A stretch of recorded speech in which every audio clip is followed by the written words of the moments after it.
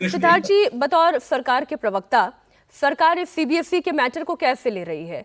सरकार की तरफ से क्या एक्शन प्लान है?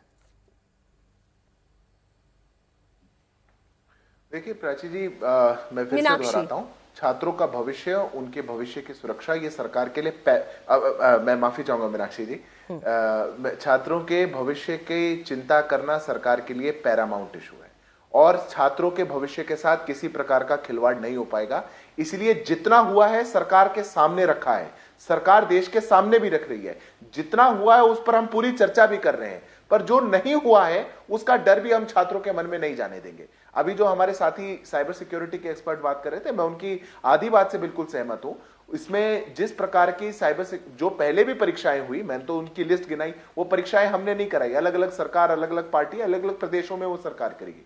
पर हाँ, बिल्कुल उसका भी असेसमेंट होना चाहिए और कभी कोई कंप्लेंट वहां से आई थी तो उसका भी ख्याल करना चाहिए। पर हम ये परीक्षाएं इतनी पहले हुई, इससे इंटेंट दिखाता है कि अगर कोई प्रूवन रिकॉर्ड की कंपनी है जिसको अलग अलग, मतलब हम तो इसको इससे ज्यादा एक डेमोक्रेसी में न्यूट्रल क्या मानेंगे, अलग अलग पार्टी की सरकारें जिसको सर्टिफिकेट्स दे रही हैं उसी को यहां पर भी टेंडर दिया गया। पर हमने जैसे कहा कि एथिकल हैकर इसमें घुस गया और एथिकल हैकर ने घुसकर हमको ये चीज हाईलाइट करी, कोई आंसर शीट डिलीट नहीं करी गई है, किसी का रिकॉर्ड नहीं हटाया गया है।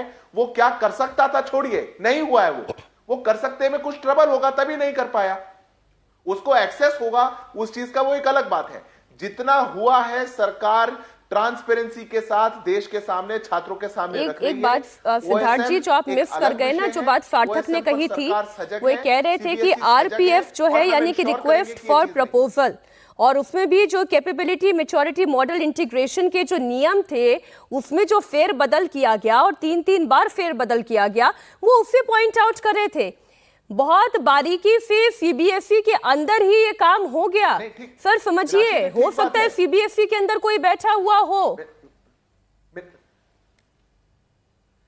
मीनाक्षी जी बिल्कुल ठीक बात है, हर पक्ष के लिए हम खुले हैं जांच के लिए। अगर कोई बैठा है और गड़बड़ की होगी, किसी को नहीं बख्शेंगे।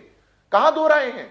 जब हमने एनटीए के समय, नीट के समय एनटीए में कह दिया था कि अंदर से लेकर बाहर तक, ऊपर से लेकर नीचे तक जो होगा उस पर सीबीआई का शिकंजा होगा। जांच हुई, 7 से ऊपर अरेस्ट हुए, सब अंदर के लोग पाए गए, तो यहां क्यों छोड़ा जाएगा? पर टेंडरिंग प्रोसेस में बहुत बार कभी टेक्निकल क्वालिफिकेशंस भी बदली जाती हैं, कई बार आरएफपी भी बदली जाती है, पर इसकी पूरी जांच होगी।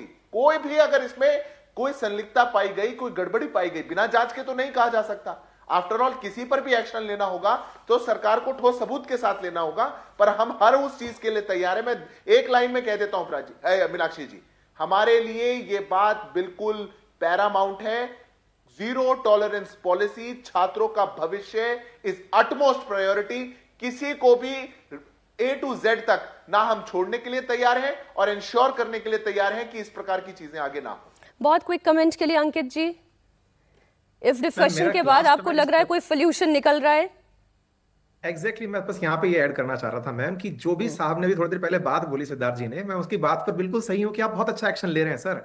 लेकिन नीट के मामले में भी छात्रों ने मामला उजागर किया तब जाके आप एक्शन पर आए, सीबीएसई के मामले में भी छात्रों ने मामला उजागर किया तब जाके आप मामले पे आए। सरकार काम करती है, उसके लिए सीएजी होती है जो ऑडिट करती है पूरी चीजों का। छात्रों के भी इस पूरे सिस्टम के लिए एक ऑडिटर बिठा दीजिए। एग्जाम फेयर हो रहे हैं या नहीं, एक बहुत ही सिंपल सा सिस्टम बना दीजिए। आप लोग सक्षम हैं, कोई ऐसी जांच एजेंसी जो इस पूरे सिस्टम को लीक प्रूफ बनाए कि कहां कहां फॉल्ट हो सकता है। मैम जब आज एथिकल हैकर्स ही करके दे रहे हैं, उन्हीं को इनवाइट करिए, जॉब पे रखिए। जस्ट लाइक गूगल, कोई बग पकड़ता है उसको करोड़ों का पैकेज मिलता है, आप बुलाइए ना, एथिकल हैकर्स को इनवाइट करिए, बच्चों आओ आप आकर के ऐड करो, आगे से हम लीक प्रूफ मिलेंगे।